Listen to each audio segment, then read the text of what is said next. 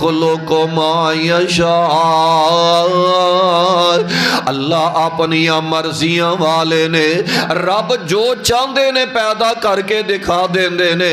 یہاں بولے من یشاء اناسا، اللہ کئیاں نو بیٹیاں عطا فرما دیندے نے۔